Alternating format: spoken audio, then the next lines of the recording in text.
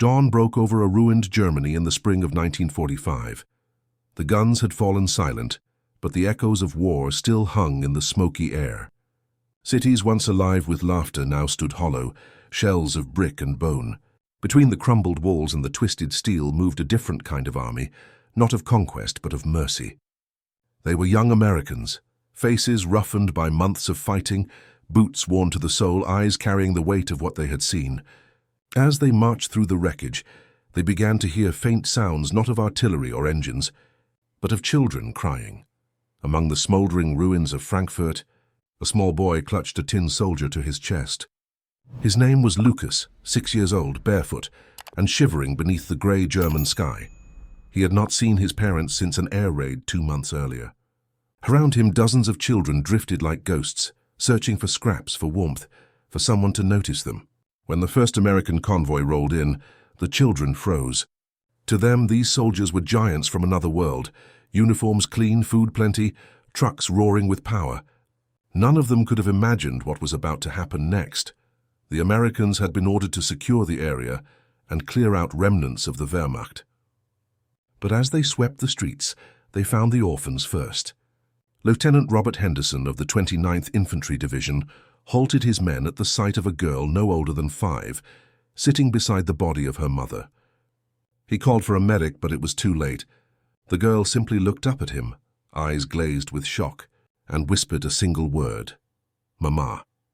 That word, small and fragile, broke through the hardened shell of combat discipline that had kept the lieutenant alive through Normandy and the Hürtgen forest.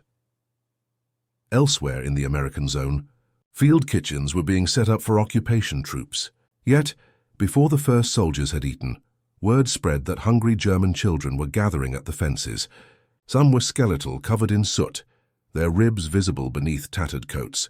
Army cooks began to pass food through the wire, potatoes, bread, canned meat, until the officers told them to stop. The Geneva Convention said nothing about feeding enemy civilians with rations meant for troops, but the soldiers ignored the regulation. To them, these were not enemies anymore. They were kids who had lost everything.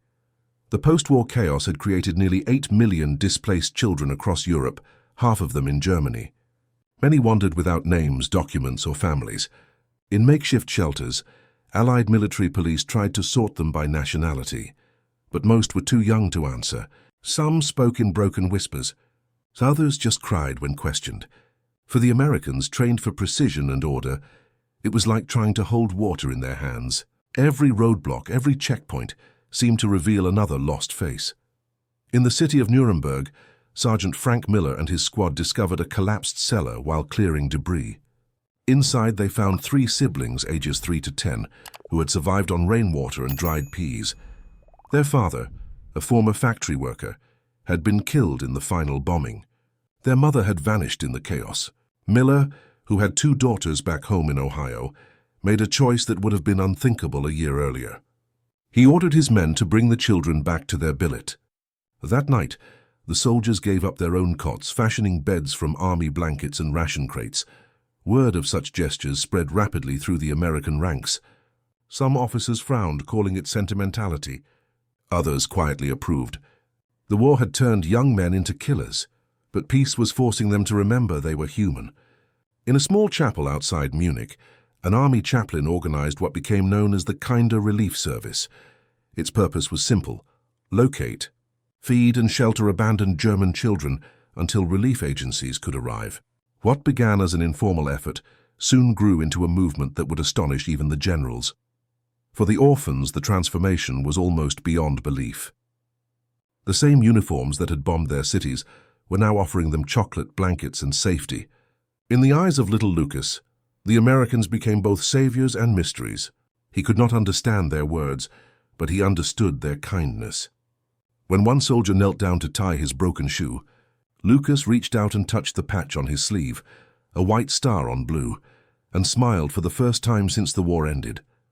Behind the scenes, U.S. military governors faced impossible logistics. Germany's infrastructure was obliterated, hospitals overcrowded, food supplies at critical lows. Yet from the chaos rose small miracles. Soldiers began adopting the children they rescued, often without formal permission. Paperwork would come later. What mattered now was survival. Letters sent home to Kansas, Texas, and New York told stories not of battles, but of new families being born amid ruins. Mothers back in America knitted sweaters and shipped them overseas.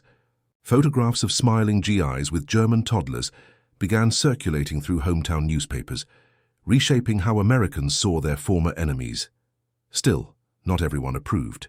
Some believed compassion would soften the occupation, that feeding and adopting the children of the Reich blurred the lines between justice and mercy.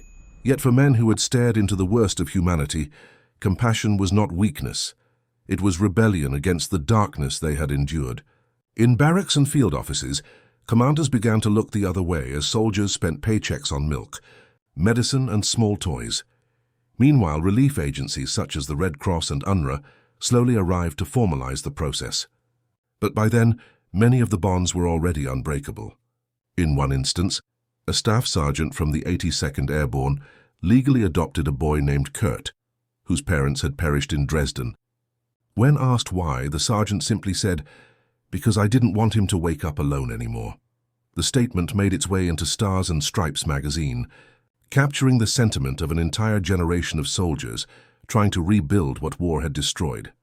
By late 1946, more than 2,000 German orphans had been taken under the wing of American servicemen and their families, either temporarily or permanently. Each story was different, but all shared a common truth. Compassion had survived the ruins of total war. In their acts of mercy, these soldiers discovered something that strategy and weaponry could never provide: redemption. Yet, as more soldiers prepared to return home, a question began to haunt the camps and command posts alike. What would happen to the children left behind? Could kindness endure once the uniforms disappeared and the headlines faded? The answer lay ahead beyond orders and regulations. In a moral battle that would test not armies, but hearts, the question that lingered across the battered landscape of Germany was not how to rebuild cities, but how to rebuild souls. For the American soldiers still stationed in the occupation zones, the mission had quietly transformed. What began as a military duty was turning into a humanitarian crusade. In orphanages, bombed-out schools, and half-collapsed churches, an invisible army of compassion was forming: mechanics, medics, and clerks who had traded rifles for ration books. They were not following orders anymore. They were following conscience. The hidden advantage that made this possible was not superior weapons or logistics. It was organization. The same discipline network that had conquered Europe was now being redirected toward mercy. The U.S. Army's unmatched logistical machinery, capable of feeding millions of troops in wartime, became a lifeline for starving civilians. Trucks that once carried ammunition now delivered powdered milk. Communications units coordinated food distribution with the precision of battlefield maneuvers. Engineers converted air raid shelters into dormitories and wired heating units salvaged from wrecked depots. For every bullet that had been fired in anger, a soldier now seemed to give back a loaf of bread in compassion. In the American zone of Bavaria, Captain Thomas Reed oversaw what his men jokingly called Operation Tenderfoot. It began when his unit stumbled upon a group of 20 children sleeping in a freight yard. Rather than turn them over to the overwhelmed local authorities, Reed requisitioned a warehouse, cleared it of debris, and ordered his men to build bunks from scrap lumber. Within days, the place had transformed into a functioning orphan shelter. Soldiers took shifts cooking, cleaning, and teaching basic English. What shocked observers was not that it happened, but how efficiently it was done. The Army's manual for quartermaster operations became, quite literally, a blueprint for saving lives. Even in this act of mercy, the precision of the U.S. military machine shone through. Field kitchens were mapped by grid coordinates. Water purification units were installed and monitored.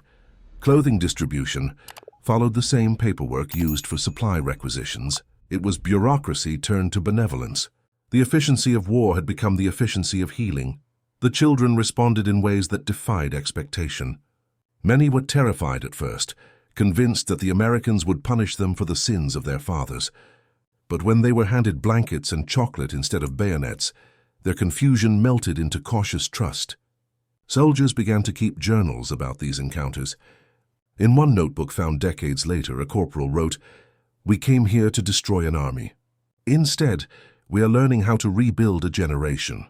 One particular battalion, the 45th Infantry, became known for its adoption network. Its men pooled salaries to buy winter coats, repaired bicycles, and even organized makeshift schools, with chalkboards scavenged from abandoned classrooms. The youngest soldiers taught the alphabet using English letters. The oldest taught carpentry and mechanical repair. It was a strange sight. Men trained for combat now sanding wood and reading storybooks aloud under lantern light. The laughter of children, once silenced by bombs, returned like a song that refused to die. The Americans weren't alone. Medical officers collaborated with local German doctors who had survived the bombings. Together they vaccinated orphans against typhus, dysentery, and tuberculosis. Army engineers restored running water in clinics, wiring electrical lines through shattered hospitals. For many Germans, these acts felt almost incomprehensible. The conquerors of yesterday were now their healers. But amid the growing compassion, there were moments of heartbreak. Not all orphans survived long enough to be rescued. Disease and hunger continued to claim thousands. Soldiers dug graves beside the children they couldn't save, marking them with makeshift crosses made from rifle stocks and scrap metal. Many wept silently as they buried the very innocents the war had stolen. Yet for every loss, there was a story of hope that refused to be buried. In late 1945, a major development changed everything. The U.S. Army approved the establishment of children's relief centers, formalizing what soldiers had been doing on their own. Under this program, hundreds of abandoned children were registered, named, and tracked. For the first time, identities began to re-emerge from chaos.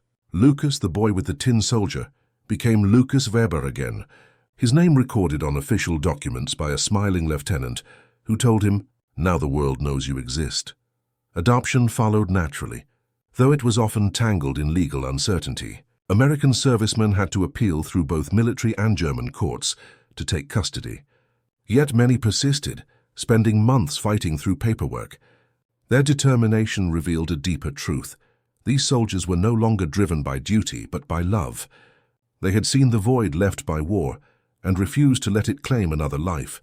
In one case, a corporal from Illinois named James Parker spent 7 months arranging to bring a little girl named Annalisa back to the United States. He had found her alone near Kassel, clutching a charred photograph of her parents. When he finally received permission, the entire company gathered at the train station to say goodbye. As the locomotive pulled away, Parker saluted the men he had fought beside and mouthed a single word: family. Years later, Annalisa would recall that moment as the day she felt the war truly end. Not all adoptions crossed oceans. Many soldiers partnered with German families to help rebuild local orphanages. They donated lumber, nails, and even surplus tents to create new shelters. These improvised homes often carried names like Little America or Freedom House. Flags of both nations hung side by side, one symbolizing defeat, the other compassion. Together, they represented something rare in human history: empathy between former enemies. The contrast between the Allied and Axis worlds grew even starker as news spread of atrocities in concentration camps. The soldiers who had witnessed those horrors were the same ones now caring for the innocent. Perhaps deep inside, it was their way of pushing back against what they had seen, an instinctive rejection of cruelty. By rescuing orphans, they were reclaiming their own faith in humanity. Reports from the time show how far this new mission reached. By 1946, military chaplains coordinated with American relief agencies to transport hundreds of children to safe zones. Pilots volunteered to fly supply missions over bombed roads, dropping crates labeled not with munitions codes, but with words like toys, milk, and hope. Each delivery was a reminder that even in the aftermath of destruction, the human heart could still create. As one general remarked in a post-war briefing, "We won the war with firepower, but we are winning the peace with compassion." His words reflected the changing soul of the occupation. The Americans had realized that true victory did not come from conquest, but from the courage to care for those who could not fight back. Yet beneath the surface, another challenge loomed. With soldiers scheduled to return home, who would carry this mission forward? The foundations were being laid for an effort that would extend far beyond Germany, one that would redefine how nations rebuilt after war, and how compassion could become policy. the story of how that transformation unfolded, from scattered orphan shelters to international adoption movements, would mark the next great chapter in this unlikely redemption. By 1947, the smoke had cleared across Europe, but the emotional landscape remained shattered. Germany's cities were slowly being rebuilt, yet its children were still adrift between past and future. The U.S. Army's compassion, once spontaneous and unregulated, had now evolved into something larger, a moral campaign with global resonance. The same machinery that had carried war across continents was now ferrying hope. And at the center of it stood those unlikely heroes, soldiers who had chosen to father the children of their former enemy. In Washington, new policies began to take shape. The War Department, overwhelmed by reports from the field, sanctioned international adoption programs for displaced minors. Legal teams were dispatched to Europe to assist in documentation, background checks, and transport. Churches, civic groups, and charities across America joined in, turning compassion into structure. Every town seemed to have its own German child fund. Every church bulletin carried photos of orphans, with names typed beneath them. Karl, Anneliese, Wilhelm, Greta. For the first time, ordinary Americans saw the human face of their former adversary. The soldiers who returned home with adopted children were often greeted as both heroes and anomalies. Some Americans, still nursing wounds of war, struggled to understand why their sons had brought back the offspring of the enemy. But others saw something deeper, redemption, the bridge between two nations. In one small town in Iowa, a parade was held not for victory but for peace. A local paper described it simply: an American soldier walks down Main Street carrying a German boy in his arms. The war is truly over. For the children, the transition was overwhelming. Many had never seen abundance before. Hot water, warm beds, endless food. But the trauma lingered in silent ways. Some awoke screaming from dreams of bombings. Others flinched at the sound of airplanes overhead. The American parents, many of them battle-hardened veterans, understood this language of fear all too well. They comforted their new sons and daughters not with words, but with presence. They had seen fear on the battlefield. Now they faced it in their living rooms. Back in Germany, the soldiers who remained continued their mission. Relief camps expanded into full orphan villages, run jointly by American officers and German social workers. One of the most remarkable was the Aglasterhausen Children's Center in southern Germany, a self-sufficient community of more than 400 war orphans. It had classrooms, workshops, and even a small farm where children learned to cultivate food. What began as an act of charity became a blueprint for post-war recovery. Engineers and builders played as vital a role in this transformation as soldiers did. The same men who had once constructed bridges for tanks now built playgrounds and classrooms. Former combat engineers laid water pipelines, rewired electricity, and erected new roofs. Their skill turned rubble into sanctuaries. Meanwhile, American nurses, many of whom had followed the armies through Europe, stayed behind voluntarily to care for the children. They became surrogate mothers, tending to coughs, fevers, and nightmares. The transformation was not one-sided. For the Americans, it became a mirror of conscience. Having seen the abyss of war, they now confronted its aftermath, the innocence that paid its highest price. Each child saved felt like a personal victory against the cruelty they had witnessed. It reminded them why the war had been fought at all. German communities, too, began to change. Bitterness toward occupation forces softened, as compassion replaced suspicion. Local villagers started bringing bread and blankets to American-run camps. Joint Christmas celebrations were held in churches once divided by hate. In those candlelit halls, carols were sung in both languages, blending English and German voices into something beyond politics, something. Human psychologists who studied the occupation, years later, described this period as a rare phenomenon in military history, empathy as an instrument of peace. For the first time, the victors had taken responsibility not only for rebuilding a nation's economy, but also its childhood. This moral stance influenced global policy for decades. The humanitarian doctrines that would guide Korea, Vietnam, and later Kosovo all traced their roots to these improvised acts of mercy after 1945. The children grew up carrying both worlds inside them. Many became translators, diplomats, or teachers, bridges between Germany and America. Some returned to Europe as adults, standing quietly in the ruins where their lives had begun, whispering gratitude to the men who had saved them. Lucas Weber, the boy once found clutching his tin soldier, became a social worker in Berlin. When interviewed in the 1980s, he said, "The Americans didn't just feed us. They gave us a reason to believe that people could be good again." Meanwhile, the soldiers who had adopted orphans built lives anchored in quiet dignity. Some never spoke of the war again, focusing instead on the families they had made from its ashes. Letters exchanged across decades reveal bonds that never faded.